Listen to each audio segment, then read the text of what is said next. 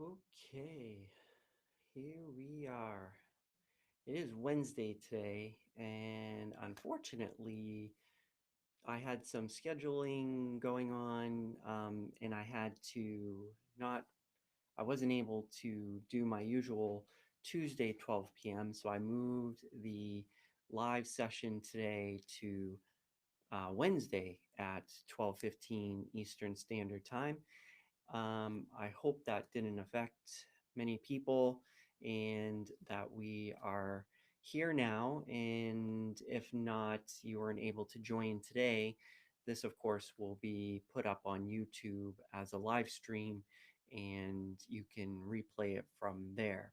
But if you're here live today, awesome, great. I'm glad you're here. As always, please put a comment in anytime during this live stream. And as the messages come up, I will go ahead and answer those. For right now, if you are live, go ahead and let me know where you're coming from. Like, where are you tuning in from? I'm here in New Hampshire, United States, and if you're not familiar with that, that's about in 45 to an hour, depending on where you are in New Hampshire, drive to Boston, Massachusetts. So it gets pretty cold up here. Today is a good topic. I like this topic. It's a topic that comes up very often, and I hope this striped shirt does not mess up the way things look on the screen. I didn't think of that. I'll have to think about that next time when I do the replay.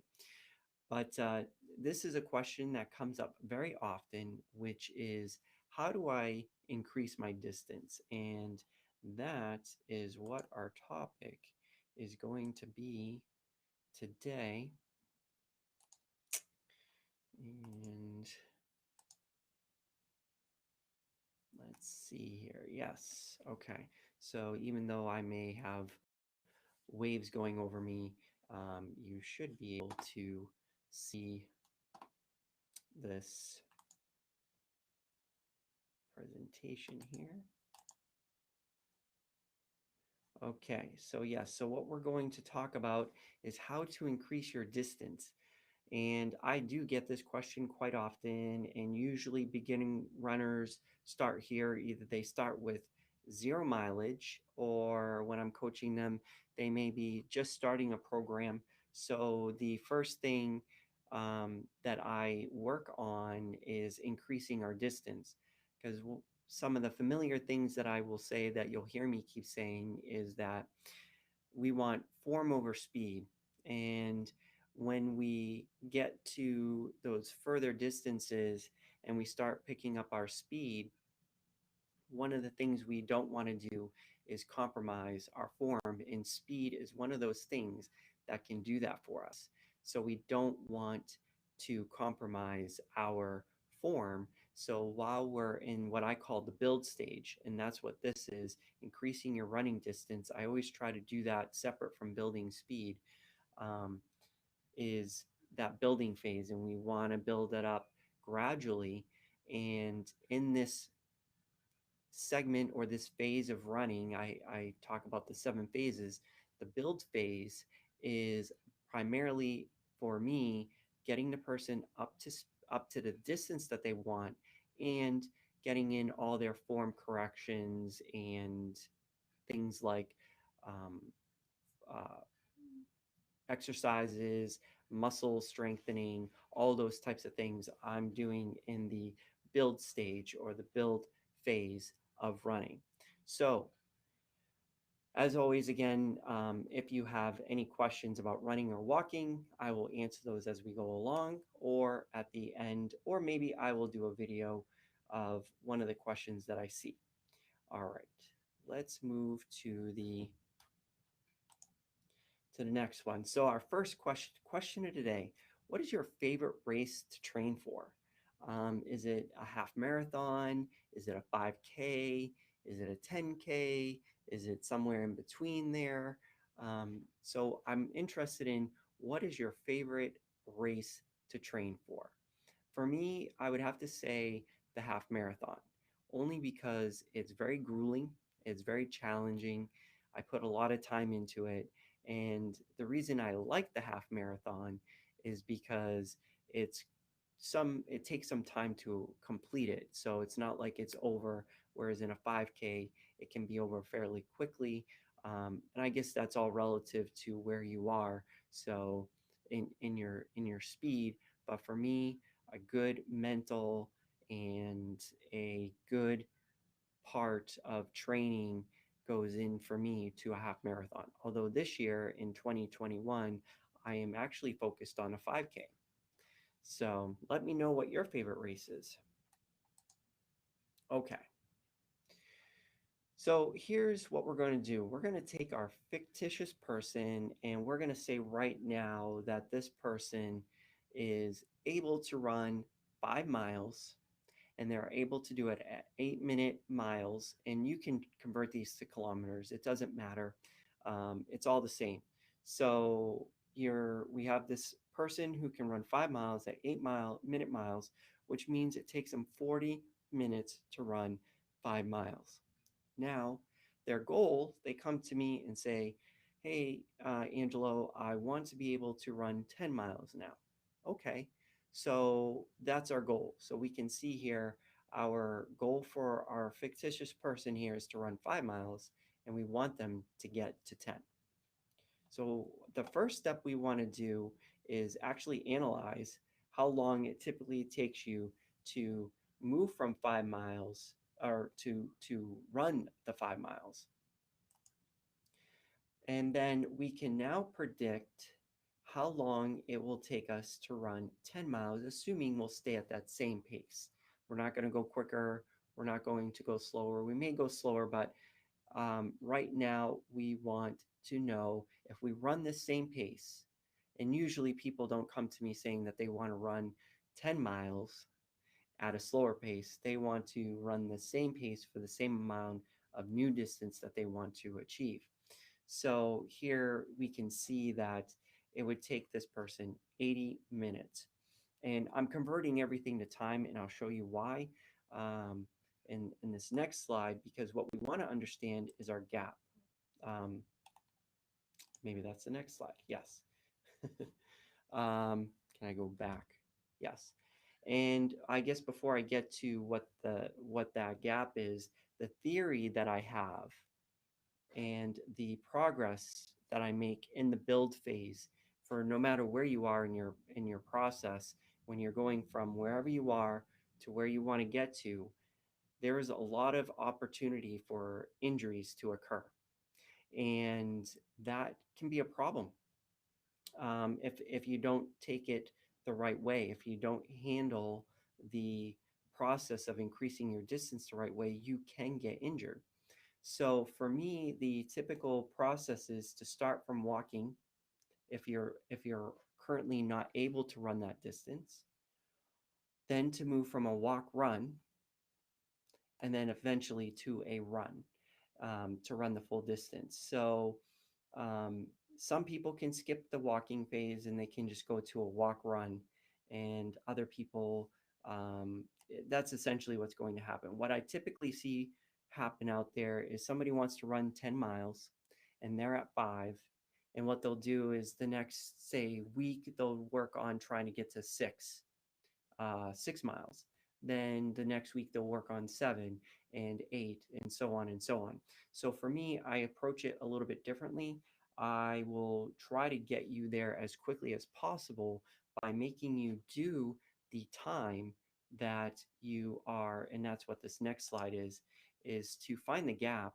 Here we say, in order to get from the 5 miles to the 10 miles, technically speaking, you have to make up 40 minutes. You have to make up 40 minutes. So you're going to be exercising for about an extra 40 minutes.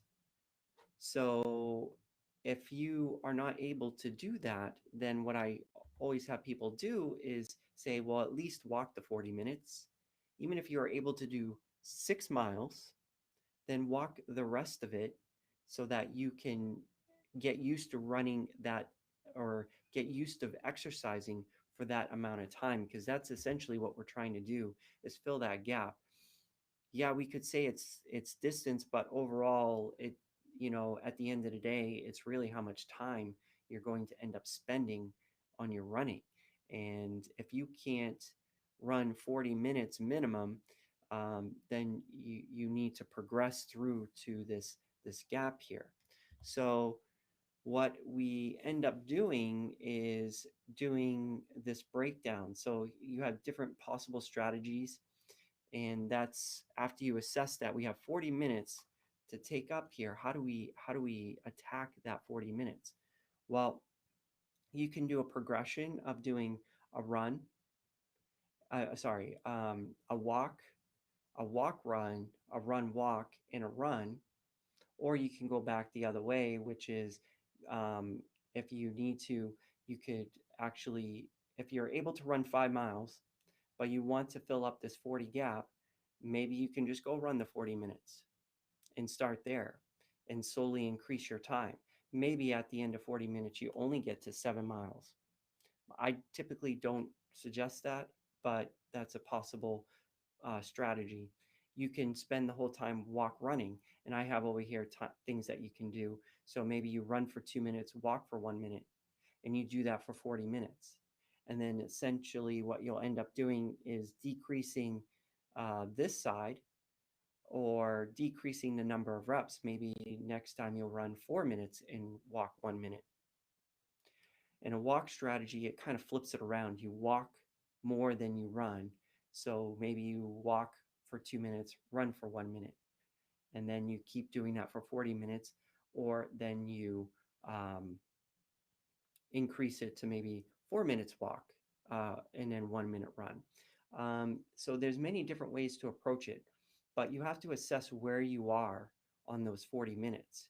And if you're unsure, just go to the walk and walk the 40 minutes.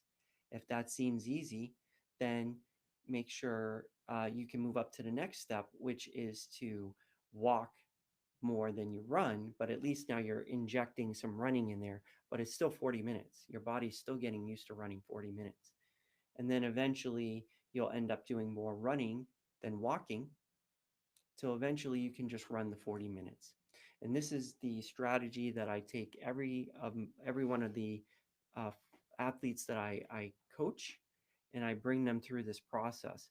So I'm always having them get used to the 40 minutes. And it's a mental thing too. I mean, if you said that you have to go run 10 miles and you have to bridge 5 miles, and you may be thinking, whoa, that's a lot of mileage to catch up to, maybe, possibly. But at the same time, you may be thinking, okay, I can do 40 minutes walking. That's an easy thing. I can go do 40 minutes walking. So let me go do that. I can walk and run 1 minute. I can walk 1 minute, run 1 minute. Okay, then go do that. That's what we're trying to do, is fill in this gap of 40 minutes. And if you can do that through this process, I think you'll find that if you institute this process rather than going out there and running 5 miles and trying to run six, and then the next week try to run seven, I think, in my opinion, I shouldn't say I think, in my opinion, I have found that this process gets you to the end much quicker, because you have already assessed the 40 minutes. You know you can walk it. And so, whereas you run 5 miles, you may be able to run six. And then you only, in this case, if we're running eight, let's say we move to 6 miles and it's still taking us 8 minutes to run. So now we're running 40, instead of 40 minutes, we're running 48 minutes. So we're now shortchanging us 32 minutes of actual exercise that you need to get used to. And why not get used to it with doing some other exercise, which is closely related to running, which is walking? And that's pretty much the whole process of getting from where you are to where you want to get to. So if you ever want to see, to move to that distance, this is the way to do it. In my opinion, you're going to get there much quicker, especially if you can do this process of walk, run, and then run. Your body's going to get used to 40 minutes of exercising, and eventually, you're just going to click over and run. You're going to be like, well, I can do 40 minutes. Yeah, you could probably do 1 hour, but it might take you longer because you're not exercising as long. You may be able to do 6 minutes, a 6 mile when you're walking the 40 minutes. Because if you consider somebody who can run 8-minute miles, they're probably walking around 14 to 15 minutes per mile. So if they do an extra 40 minutes, then you're talking at least another 2 miles of exercise in there. And if they do a walk run, it would be even maybe even more. So that's where I think this comes into play of having this strategy. Um, so at the end of the day, I ask that you try this strategy out the next time that you want to move from one stage to the other here.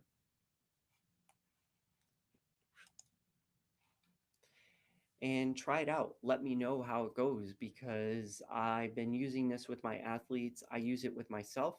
And to be honest, I use it when I'm looking at my injury plan. This is the strategy I use is to figure out where do I need to be and how much time do I need to exercise. Because let's say I get injured and I start from square zero and I don't know how far I'm going to run. Well, if I go out there and I know my average run takes me about an hour, then I walk for an hour. My body's going to tell me whether that's too much or not. I don't have to do the extra damage of running. Or if I'm really feeling good and I'm confident about who I am and what I'm able to do with my body, maybe I don't do the walk. Maybe I just go right to a walk run situation.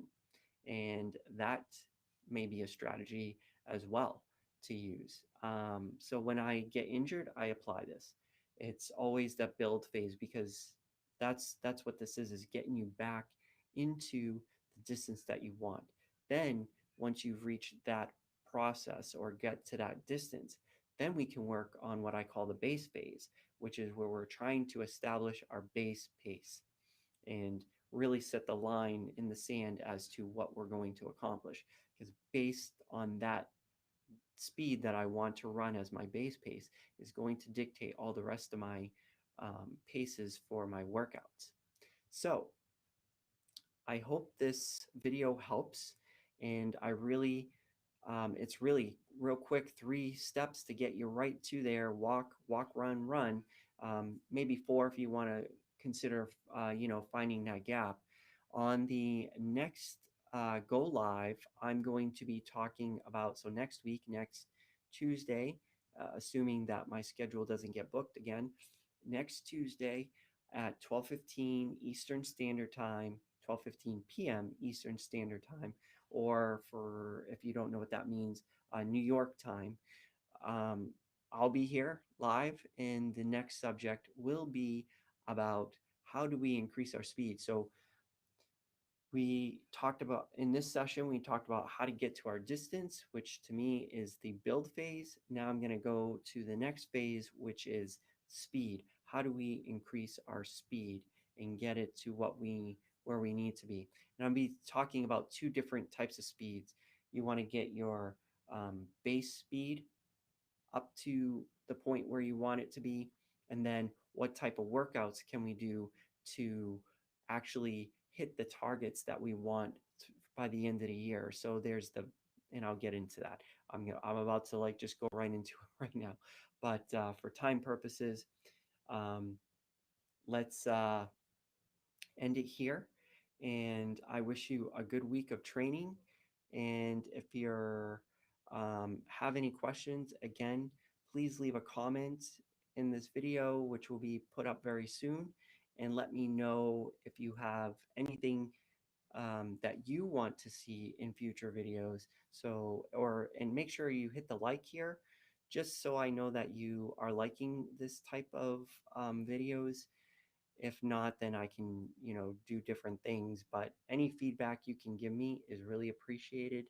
If you're new here to the channel, please make sure to hit the subscribe button and turn on the notifications as I try to put a video out every Friday on a new topic, and it's not a live video. So Tuesdays I go live and upload these videos, and Fridays I do a video on